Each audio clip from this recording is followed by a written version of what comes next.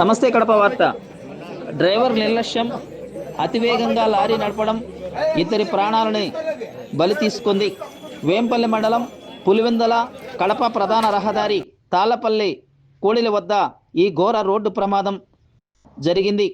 బుధవారం రాత్రి ఈ సంఘటన జరగడంతో పోలీసులు హుటాహుటిన అక్కడికెళ్లి సహాయక చర్యలు చేపట్టారు. తాటిమాంకులపల్లి ఎస్టీ కాలనీకి చెందిన కోరెడ్డి మురళీకృష్ణ, వెంకటలక్ష్మమ్మ దంపతులు కూడలిలో ప్రధాన రహదారి పక్కన అల్పాహార దుకాణం నడుపుకుంటూ జీవనం సాగిస్తున్నారు.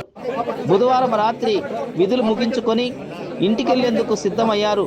ఇంతలో వేంపల్లె నుంచి పులివెందుల వైపు సిమెంట్ బస్తాలతో వేగంగా వచ్చిన లారీ అదుపు తప్పి వారిని అల్పాహార బండిని అక్కడికక్కడే సమీపంలో ఉన్న శీతల పానీయాల దుకాణాన్ని ఢీకొని కొద్ది దూరం వెళ్లి లారీ ఆగింది.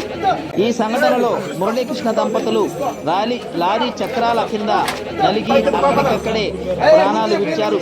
శీతల పానీయాల దుకాణంతో ఉన్న నెల్లూరు జిల్లా కావలికి చెందిన మాధవలక్ష్మి దంపతులు కూడా తీవ్రంగా గాయపడ్డారు. మురళీకృష్ణ దంపతులకు ఒకే ఒక కుమార్తె రేణుక ఉంది. ఈమె కడపలో డిగ్రీ చదువుతోంది.